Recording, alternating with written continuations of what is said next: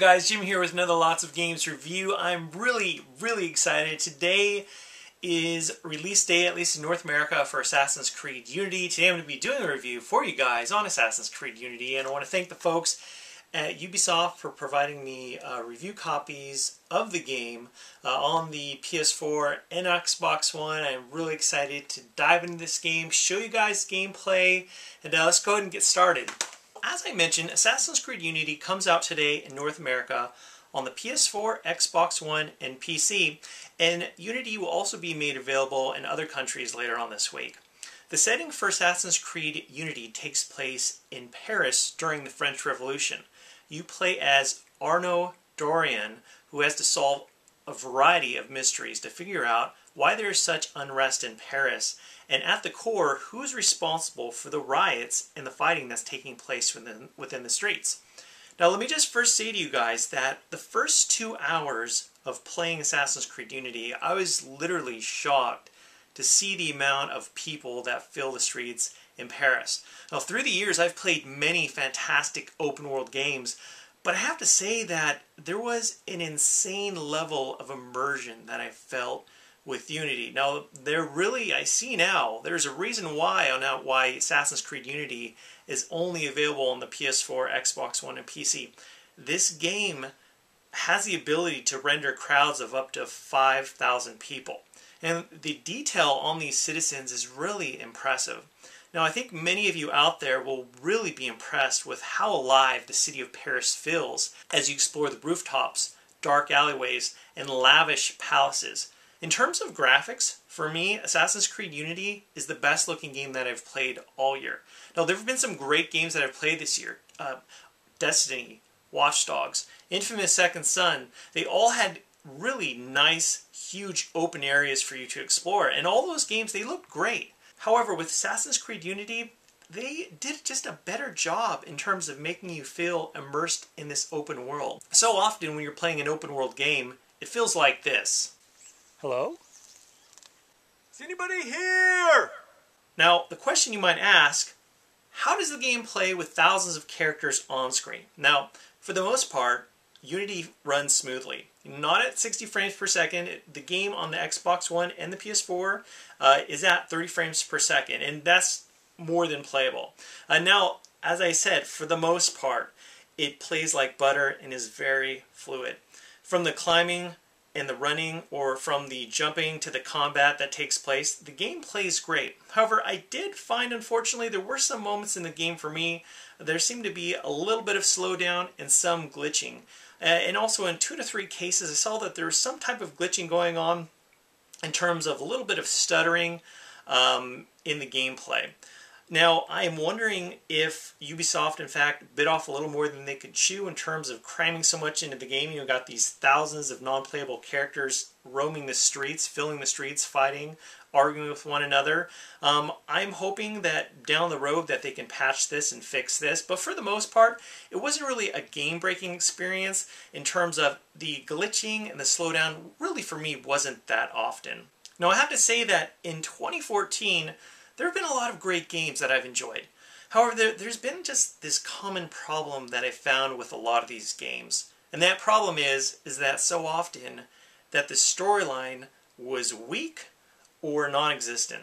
And I have to say, honestly guys, for 2014, Assassin's Creed Unity has offered me the most enjoyable storytelling experience. I thoroughly enjoyed the story of Arnaud. The pacing of the story was strong and consistent throughout the entire game. As you play these main missions and side missions, you'll be able to engage in combat with the chain or combo combat system that is found in other open world games. And to be honest, I started playing Unity after playing hours and hours of Shadow of Mordor.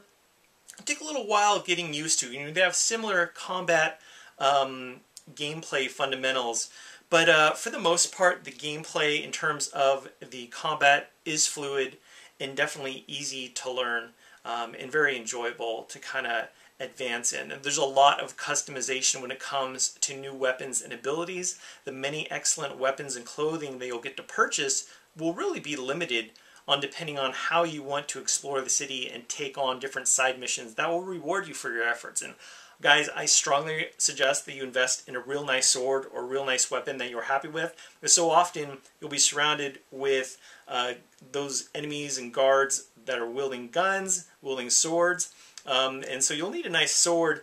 And also there will be other items like smoke bombs that will really help you level the playing field in terms of taking on multiple foes. As with other Assassin's Creed games, stealth is an essential aspect of a game. It is very rewarding to me when I'm able to play through a stealth mission undetected and then take down the target that I was assigned to. The level of detail in these missions and rooftops really helped me with the immersion and enjoyment for these different missions and levels. And the structures and amazing architecture detail was something that I really enjoyed. The artists and programmers for Unity really did their research in helping the city of Paris feel alive. These buildings, streets, and people were less copy and paste and more like something that you could interact with and become a part of. In Unity, there is the addition of the co-op experience. Up to 4 players can take on a variety of missions and objectives. This adds a whole new spin on the series. Now at first, I'm like, you know what? So many games, these sequels are jumping on the co-op bandwagon. Just toss in, paste on some co-op, just let it so you can play additional characters. But I really found that wasn't the case with Unity. In these missions, it kind of offers a new spin in terms of one of your co-op friends or partners or you could act as the decoy or bait. And then when the enemies are chasing your friends or about to take your friends down, you can come up from behind and save the day and take down those enemies. Now, for those of you that have survived Broketober, you might be wondering if Assassin's Creed Unity is a good value. Is it worth your time? And I have to say, guys, it's definitely worth the $60 price point.